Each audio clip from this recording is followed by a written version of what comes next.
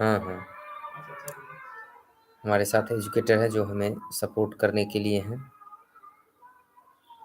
और आज कहीं न कहीं हम इस जर्नी पर निकले हैं तो सब हमारे साथ हैं, आ रहे हैं और इस ह्यूमैनिटी को एक होलिस्टिक डेवलपमेंट के लिए तैयार करने के लिए जो ये मुहिम है, इसमें सब लोग साथ दे रहे हैं। और मुख्यतया हमको आज डिस्कस ये करना है, जो शिक्षा सही मायने में क्या है? शिक्षा के बारे में कल मैंने शिक्षक दिवस पर के अवसर पर एक शिक्षक को मैंने विश किया, हैप्पी टीचर्स डे सर।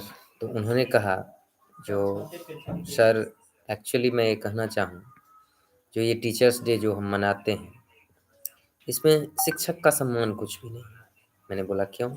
ऐसा क्या है इसमें? तो उन्होंने बताया, जो देखिए एक टीचर राष्ट्रपति बन गया, तो उसके जन्मदिन पर हम लोग ये सम्मान का कार्यक्रम रख रहे हैं।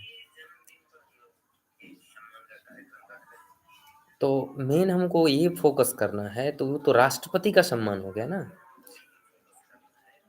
वो उन्होंने बताया, जब एक राष्ट्रपति जब शिक्षक बन जाए, एक राष्ट्रपति जब शिक्षक बन जाए, तब उस शिक्षक का सम्मान करना हुआ ना। अभी क्या करते हैं हम, जनरली पढ़ लिख कर के एक उच्च पद पर पहुँच गए, तो उस पद का सम्मान हो जाता है।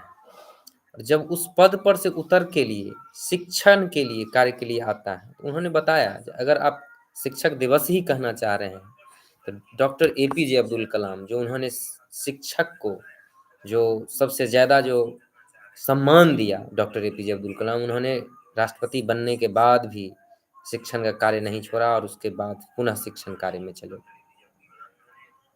और ये जो है सो बहुत इम्पोर्टेंट उन्होंने बताई। लेकिन मुझे ये लगा जो शिक्षण कार्य होनी चाहिए और हम लोगों को इस डिस्कशन में नहीं पड़ना चाहिए, जो क्या सही है, जो शिक्षक का सम्मान होना चाहिए, बिल्कुल होना चाहिए। लेकिन आप लोग कमेंट में बताएँगे कि उनका ये कहना, जो एक टीचर जब राष्ट्रपति बना, तब उसके सम्मान में हम शिक्षक दिवस मनाते हैं।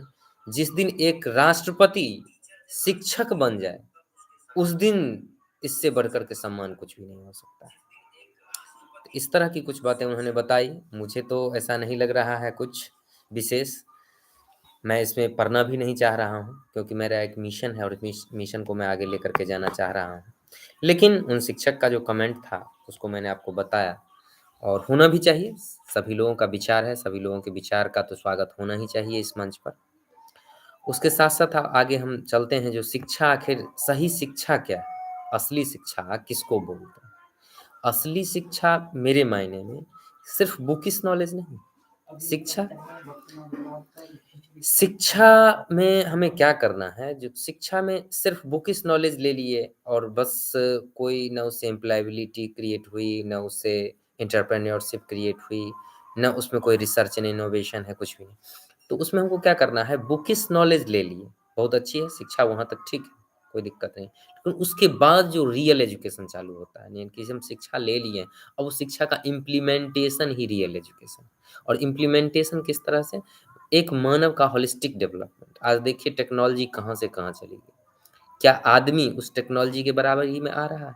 क्या मानव भी 4G, 5G और जितने भी जनरेशन आगे आ रहे हैं टेक्नोलॉजी में, क्या मानव का कॉन्शसनेस भी उस जनरेशन में जा रहा है?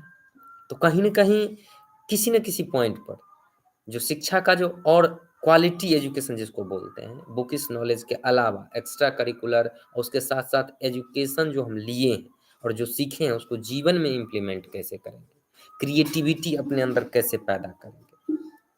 जैसे क्रिएटिविटी में बहुत सारे आते हैं, जैसे पेंटिंग की कला, डांसिंग की कला, कविता लेखन, गीत लेखन, कहानी लेखन, बहुत सारी चीज़ें हैं जो क्रिएटिविटी अंदर पैदा करती है। Research and innovation, scientist, as a scientist बहुत सारे हैं, या नवाचारी की है, एंटरप्रेन्योरशिप है, न्यू आइडिया क्रिएशन करते हैं, बहुत सारी चीज़ें हैं जिस पर कि हम लोग डिस्कस करते हैं। तो बहुत सारी भी बातें हैं, उसी मिशन को लेकर के हम चल रहे हैं, एक एजुकेशन का एक नया पर्सपेक्टिव, जिसमें कि हम क्या करेंगे, जो हमारे समाज में जितने भी एजुकेटर शिक्षा के लिए दिन रात जी-जान से लगे हों, उनको हम एक प्लेटफ़ॉर्म पर ला रहे हैं। और वो जो उनके अंदर जो क्रिएटिविटी है, उनको हम अपने बच्चों को, अपने स्टूडेंट को देना चाह रहे हैं। और मैं चाह रहा हूँ जो एक छोटा क्लास का बच्चा, मेरा जो मिशन है कहने का मतलब, एक छोटा क्लास का बच्चा अपने स्कूल में जाता है, अपने टीचर से पढ़ते हैं, वो लिमिटेड 10-5 टीचर जो होते हैं उनके जीवन में आते हैं। यूट्यूब के माध्यम से भी, ऑनलाइन प्लेटफ़ॉर्म के माध्यम से भी ये मौका मिला है। वो बच्चे ज़्यादा से ज़्यादा एजुकेटर का एजुकेशन लें। तो हम चाह रहे हैं कि एक ही प्लेटफ़ॉर्म पर उतने सारे एजुकेटर, जो एक व्यक्ति को उतने सारे एजुकेटर को सर्च करना मुश्किल होता है, तो उनको मैं एक प्लेटफ़ॉर्म पर ले आता हूँ और उनसे सारे बच्चे लाभान्वित होंगे और उनकी क्रिएटिविटी को अपनाएँगे। तब कहीं न कहीं मुझे लग रहा है जो ये जो माननीय प्रधानमंत्री जी का जो ये लक्ष्य है मिशन 2047, उसको हम समय से पहले अचीव कर सकते हैं।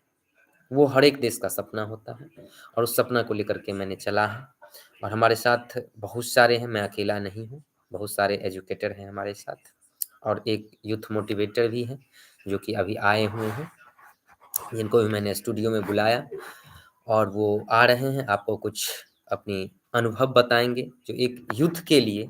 और मैं ज़्यादा लंबा नहीं लाइव स्ट्रीम खींचूँगा क्योंकि ये तो बस शुरुआत है, इससे आगे हम चलेंगे।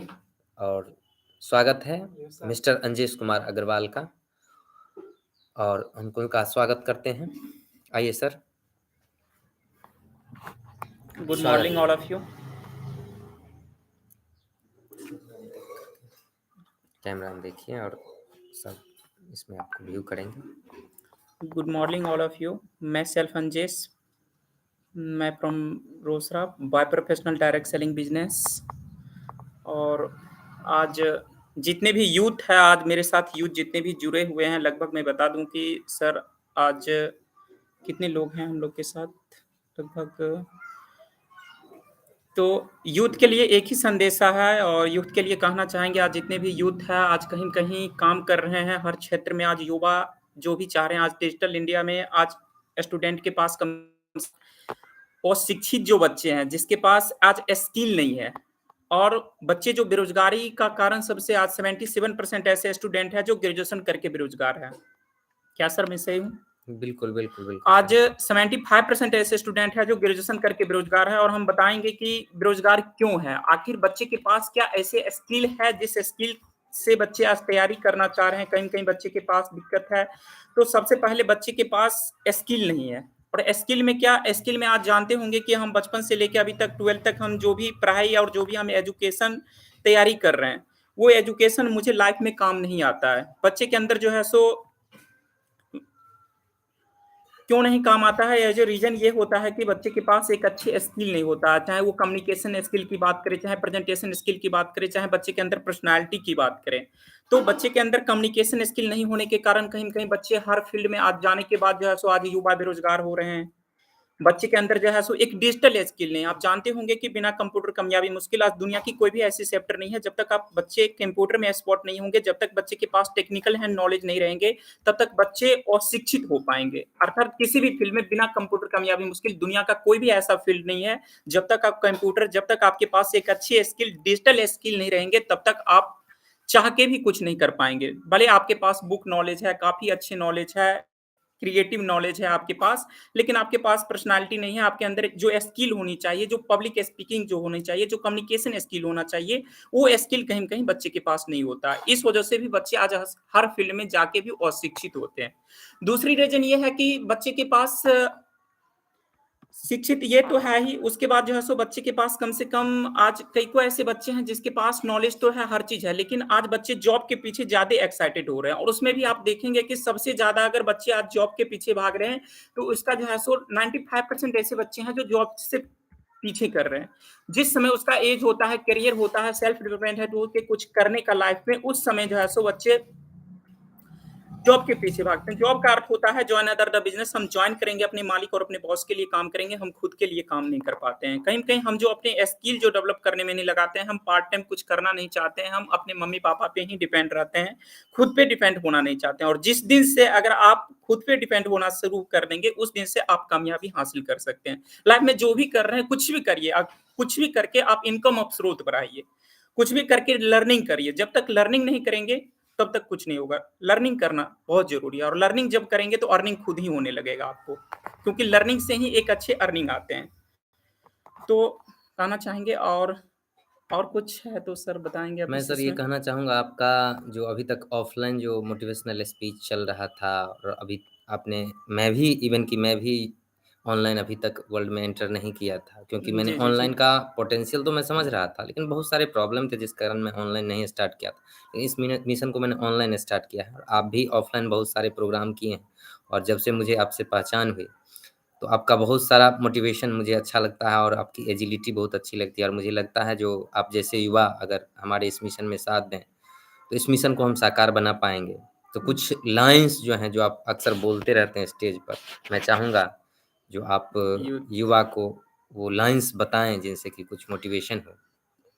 जितने भी यूथ आज लगभग है, बहुत अच्छी बात है, आपने कहा है, समझे और मैं जितने भी यूथ हैं और जितने भी युवा हैं, ख़ास करके युवा जो 25 वर्ष से लेके जो 16 वर्ष, 17 वर्ष से लेके और जो 30 वर्ष के बीच में जो होते हैं, वो अपनी लाइफ़ के प्रति काफ़ी एक्साइटेड होते हैं और काफ़ी संघर्ष करते हैं। मैं उसके लिए एक मैसेज देना चाहूँगा, अभी भी वक़्त है, वक़्त ना बर्बाद कर, अभी भी वक़्त है, वक़्त ना बर्बाद कर, खींच ले तीर कमान पे और लक्ष्य पे वार कर।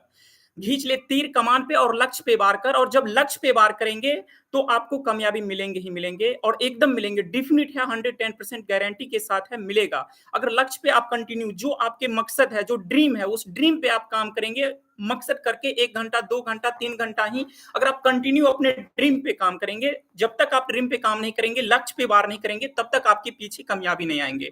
और जितने भी यूथ है, अगर मैं बता दूँ कि कहीं न कहीं आज यूथ है जो अपनी टाइम को जो दुरुपयोग कर रहे हैं, जो टाइम का दुरुपयोग कर रहे हैं, उस टाइम को आप 1 घंटा, 2 घंटा सोशल मीडिया पे जो आप ट्विटर, फेसबुक, इंस्टाग्राम उस सभी चीज़ों पे जो आप टाइम दुरुपयोग करते हैं, उस टाइम को आप यूज़ करके अपने लाइफ़ में एक अच्छी कामयाबी हासिल कर सकते हैं और अपने लक्ष्य पे वार करें, लक्ष्य पे मेहनत करें, जो आपके मिशन हो, जो मिशन लेके आप चल रहे हैं। जैसे आपके पास देखो आज युवा है, यूथ है मेरे साथ जो काम कर रहे हैं, तो उस युवा को जो है सो मिशन पे अच्छे कोई कोई ऐसा होगा जिसके पास ड्रीम्स होंगे, कोई कॉम्पिटिशन की तैयारी कर रहे हैं, कोई जो है सो जिस भी सेक्टर में है आप मैं ये नहीं बताऊँगा आपके कोई भी सेक्टर हो सकते हैं, जो भी लक्ष्य है। आपकी सार्थक जो जीवन है, हम अपने जीवन को एक अच्छी कामयाबी मेरे माँ-बाप पढ़ा-लिखा के कहीं-कहीं यहाँ तक पहुँचाएँ तो कुछ न कुछ मकसद होंगे, कोई-कोई ड्रीम होंगे।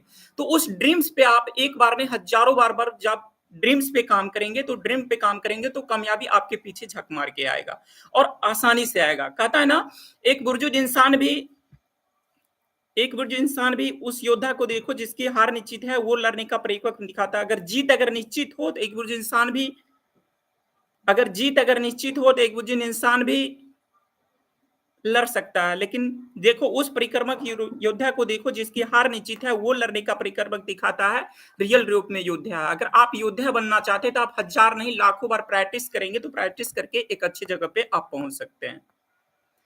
और दूसरी बात ये है कि उसके साथ तो है ही, मैं मिशन देना चाहूँगा जितने भी इंसान हैं कहता है ना कोशिश करने वालों की कभी हार नहीं होती है, बिना कुछ किए जय-जयकार नहीं होती है, मायूस ना हो, इरादा ना बदल क्योंकि मेहनत करने वालों की कभी हार नहीं होती है। अगर आप हारेंगे नहीं, अगर आप ठानेंगे तो आपकी जीत होगी, अगर आप मानेंगे कि हार होगी तो आपकी हार होगी। तो ठानना है और मकसद पे काम करिए, ड्रीम पे काम करिए और मैं चाहूँगा जितने भी यूथ है आज काम कर रहे हैं, अगर आप अपने ड्रीम पे काम करेंगे तो 110% गारंटी है कि आप सक्सेस और कामयाबी आसानी से हो सकते हैं। और बताना चाहें? और सर आपका जो ये एक स्टेटमेंट है, गोल स्टेटमेंट जो कि आप बोलते रहते हैं, गर्ल्स स्टेटमेंट है, गोल स्टेटमेंट, वो कहीं न कहीं आज के युवाओं के लिए बहुत ही बड़ा मैसेज का काम करता है और मुझे भी लगता है, मैं भी अक्सर कहीं-कहीं बोल देता हूँ, जो गोल स्टेटमेंट होना चाहिए। और कभी भी जो आप पढ़ने के लिए बैठें तो सिर्फ़ किताब लेकर के नहीं, उसके साथ नोटबुक, पेन लेकर के, क्योंकि नोट बनाएँगे तभी कहा जाता है जी नोट कमाएँगे। बिल्कुल, बिल्कुल। बहुत सारे जो इनकी ट्रेनिंग में मैंने अक्सर इनको बोलते हुए देखता हूँ, तो मुझे भी याद रहता है और मैं भी सीखता हूँ और मैं भी अपनाने की कोशिश करता हूँ। और कोई सर इस तरह का मोटिवेशन और कहीं न कहीं खान सर भी मुझे आप ही की तरह यूथ लग रहे हैं और हम लोगों की ही कैटेगरी के हैं यूथ और इस तरह से मोटिवेट करते हैं, उनका जो शायराना अंदाज़ में जो पढ़ाते हैं, मुझे बहुत अच्छा लगता है। और कुछ अगर आप 1-2 बोलना चाहते हैं, तो बोल सकते हैं। चलिए बहुत अच्छी बात है नीरज सर मैं और देखिए सबसे बड़ी बात ये है कि लाइफ के अंदर कहीं न कहीं अगर एक तैयारी उसी को मिलती है जिसकी जीत उसी को मिलती है जिसकी तैयारी अच्छी होती है। और अगर आप बनाएँगे नोट, तो आप कमाएँगे नोट। क्योंकि जब तक आप नोट नहीं बनाएँगे, तब तक आप नोट्स नहीं कमा सकते हैं। अगर आपको नोट बनानी है, तो आपको नोट्स बनाना पड़ेगा।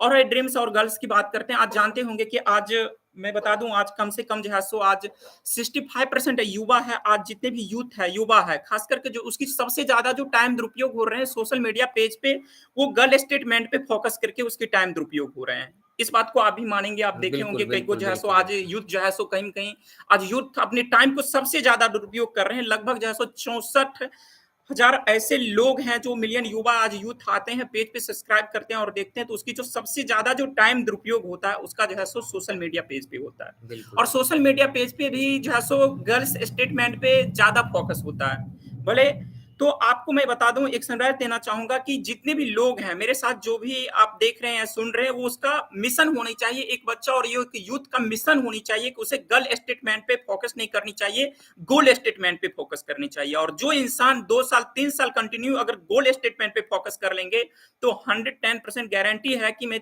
ये बात को दे सकता हूँ नीरज सर, कि 1 साल, 2 साल के बाद जाके उसके पास जो भी ड्रीम है, जो भी टारगेट है, उस टारगेट को वो पा लेंगे, आसानी से पा लेंगे। क्योंकि लक्ष्य से जब आपको मकसद भटक गया ना, तो कुछ नहीं हो सकता लाइफ में। और लक्ष्य पे अगर वार करेंगे बार-बार, तो आसानी से हो सकता है, हर चीज़ हो सकता है आपका। जो आप ठानेंगे, वो आप कर सकते हैं।